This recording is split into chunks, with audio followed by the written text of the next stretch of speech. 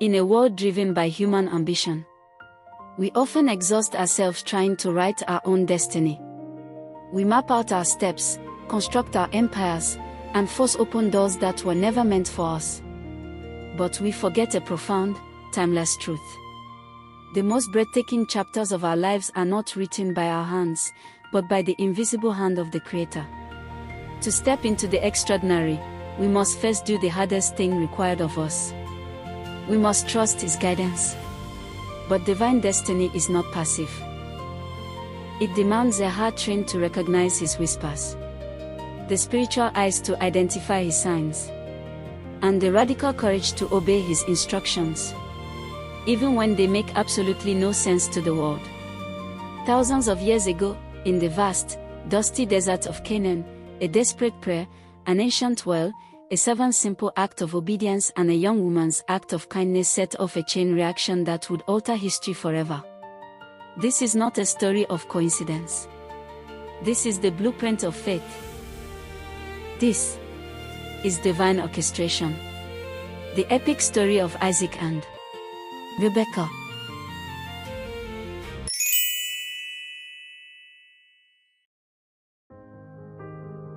The sun had begun its slow descent over the ancient land of Canaan, casting long, golden shadows across the tents of Abraham. Age had finally caught up with the great patriarch. His hair was silver, his steps slower, but his faith remained unyielding. And now, there was one final matter left that weighed heavily on his weary heart. Isaac, the son of promise. The child Abraham had waited a lifetime for. The sole heir to the eternal covenant God Himself had sworn. Abraham called for his most trusted servant, the oldest in his household, a man who had seen it all, who had walked beside him through seasons of testing and triumph. Place your hand under my thigh. I need you to swear by the Lord, the God of heaven and earth, that you will not get a wife for my son from the daughters of the Canaanites. Instead, go to my country, to my people, and find a wife for Isaac. What if the woman is unwilling to come back with me to this land? Should I take Isaac back there instead? No. The Lord who brought me here. He will send His angel before you. You will find a wife for my son, but if the woman is unwilling to come back with you, then you will be released from this oath of mine. Only, do not take my son back there. Then the servant put his hand under the thigh of his master Abraham, and swore a sacred oath to him concerning the matter. And so, with 10 camels laden with treasures, fine spices, and costly gifts, the servant set out on a grueling journey to Mesopotamia, the ancient homeland of Abraham's family. Days passed. The desert stretched endlessly before him under a blazing sun.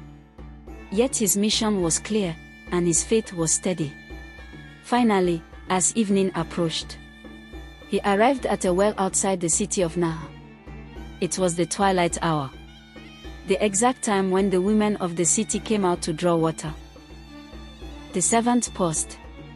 He knew this moment, this exact moment, mattered for eternity. He bowed his head, and he prayed in a whisper, filled with desperate devotion. Lord, God of my master Abraham, give me success today.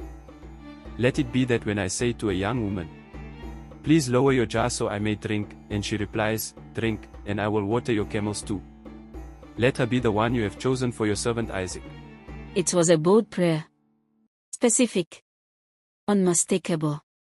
And before the words had even left his lips, she appeared. Approaching the well was a young woman named Rebekah.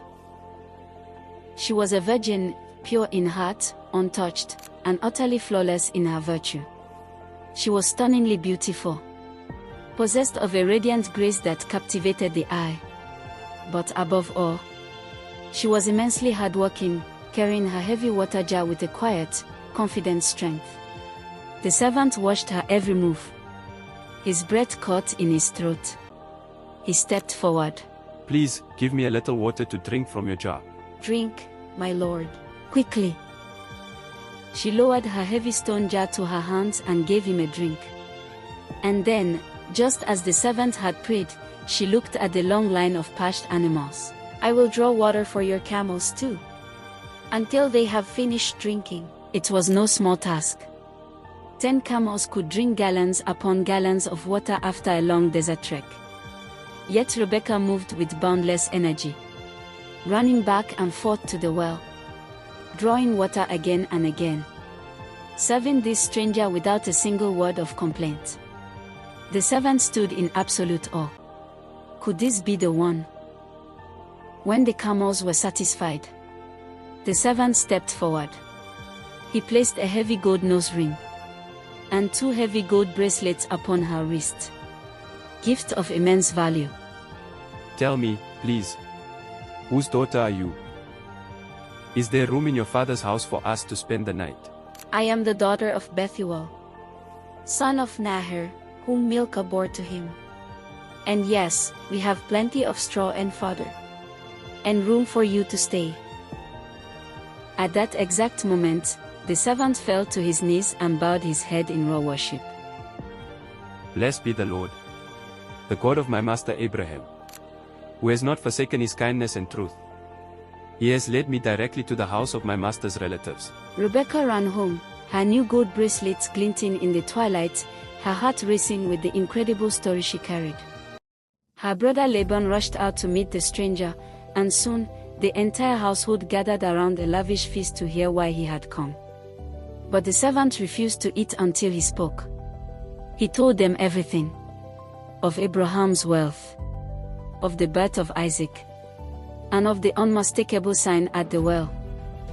I asked the Lord for a specific sign, and Rebekah fulfilled it exactly. A heavy silence fell over the room. Then, Laban and Bethuel spoke together, their voices hushed by the sheer weight of destiny. This is from the Lord.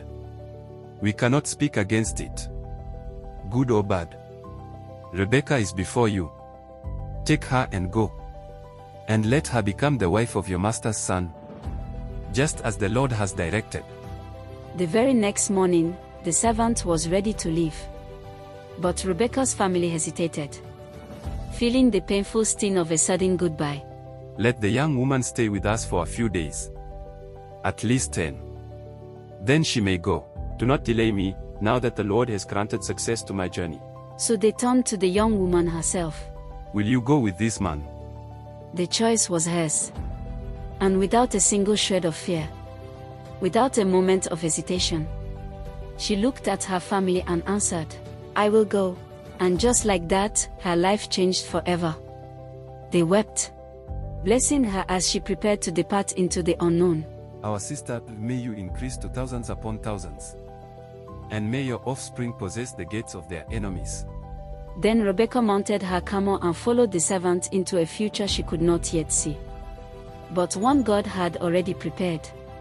Back in Canaan, Isaac was walking through the lonely fields at evening, meditating, still mourning the loss of his mother, Sarah. In the distance, he looked up and saw camels approaching.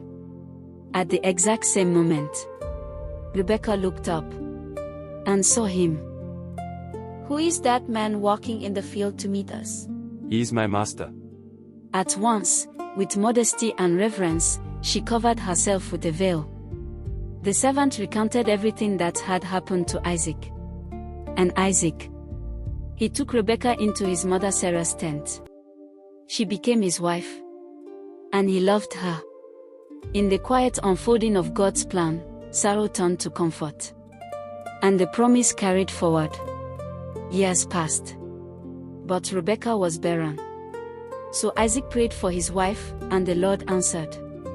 She conceived, but a violent struggle began within her womb. The children wrestled so fiercely that she cried out in agony, Why is this happening to me? And the voice of the Lord spoke directly to her spirit. 2 nations are in your womb. 2 peoples will be separated from you. One will be stronger than the other, and the older will serve the younger. When the time came, she gave birth to twins. The first came out red and hairy. They named him Esau. The second came out holding tightly to his brother's heel. They named him Jacob. And so, the story continued. A story not just of a marriage, but of destiny, faith, obedience, and the invisible hand of God guiding every single detail. From a simple prayer at a desert well, to a cosmic promise fulfilled across generations. This was not chance. This was divine orchestration.